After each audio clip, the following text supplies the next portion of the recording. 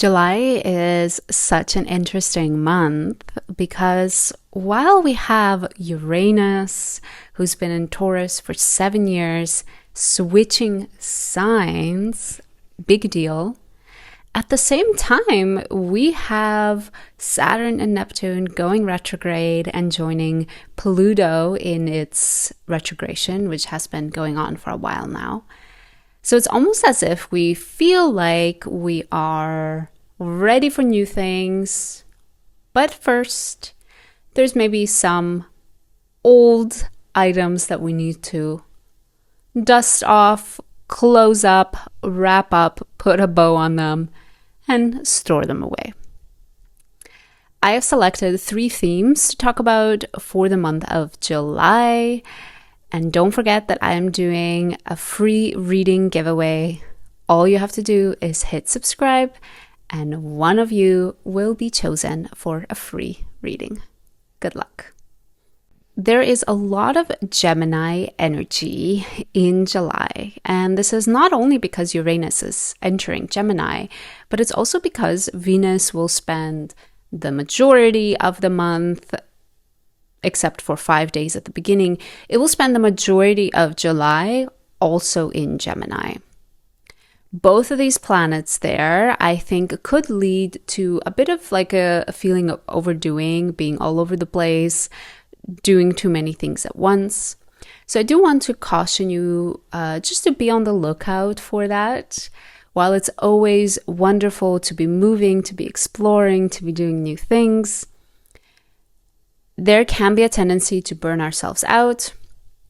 There can be a tendency to feel just too stretched thin with this energy.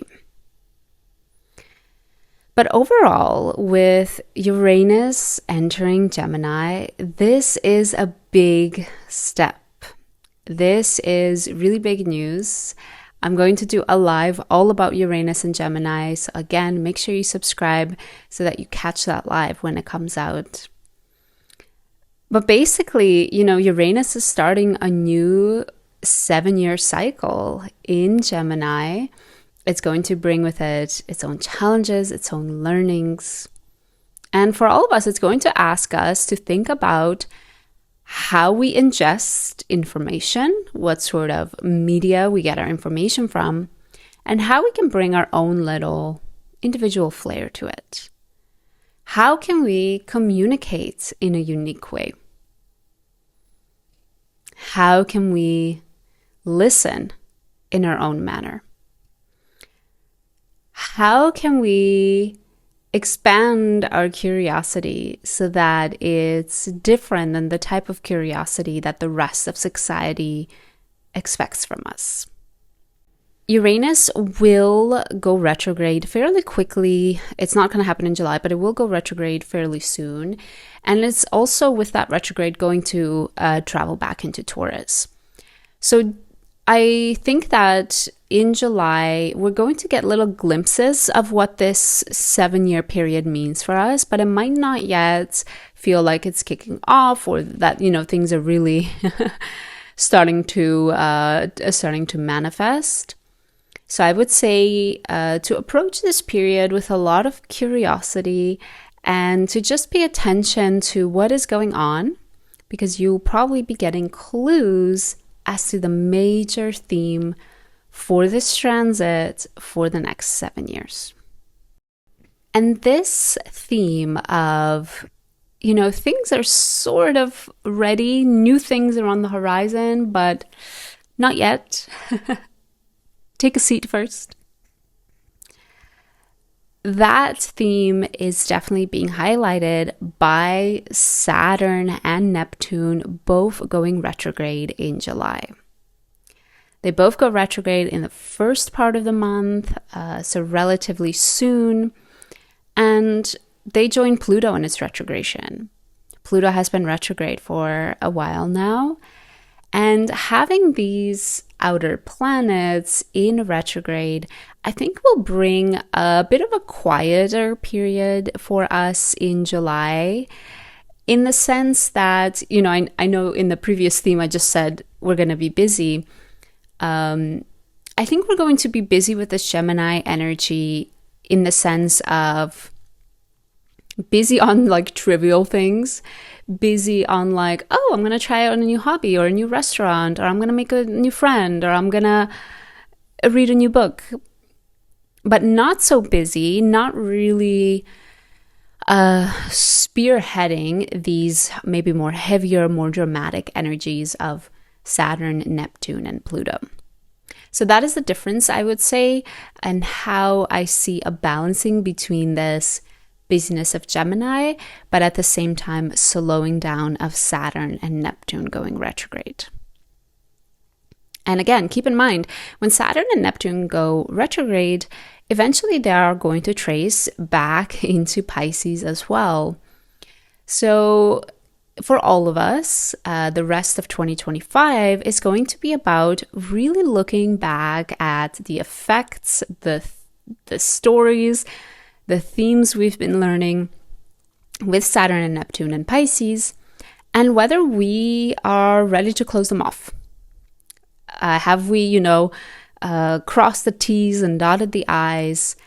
Have we really made sure to process all of that, implement it, and go forward with Saturn and Neptune in Aries, having all that wisdom from what they taught us in our Piscean house?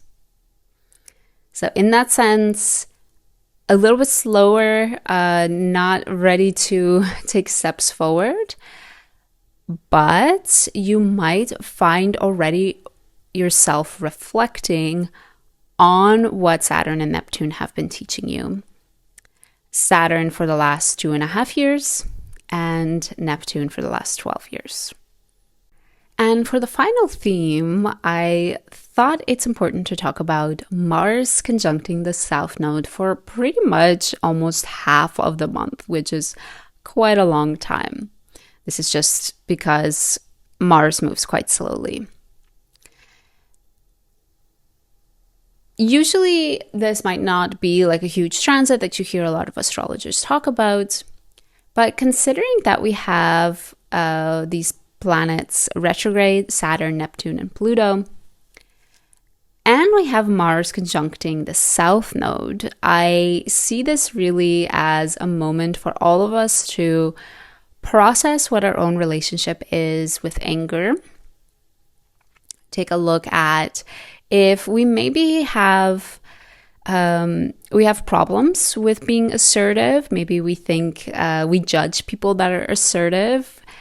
Perhaps we overdo our assertiveness and struggle with our Martian energy in that sense.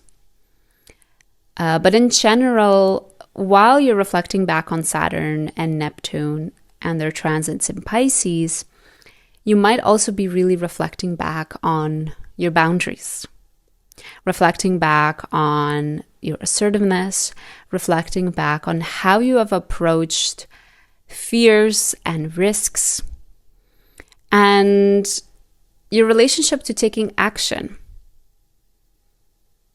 And I think the fact that Saturn is spending so long conjunct the South Node in a month where we're going inwards with these retrograde planets, it's really representing to me a time where we need to also consider what our own relationship to anger, to assertiveness, to boundaries are for ourselves.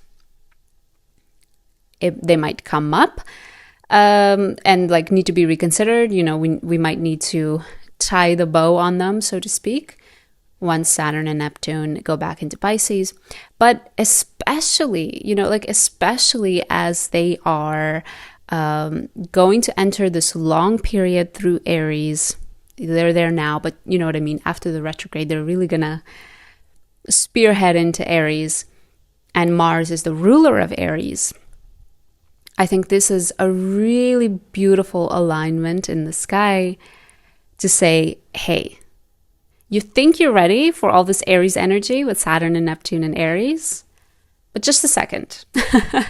Let me get these planets to retrograde a bit. Let you think about your relationship to assertiveness, process that, And then I promise we're good to go with Saturn and Neptune in Aries.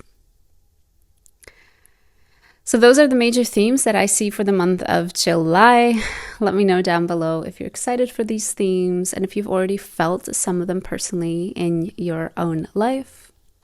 Don't forget to hit subscribe so that you can enter the free reading giveaway. And I hope to see you again soon.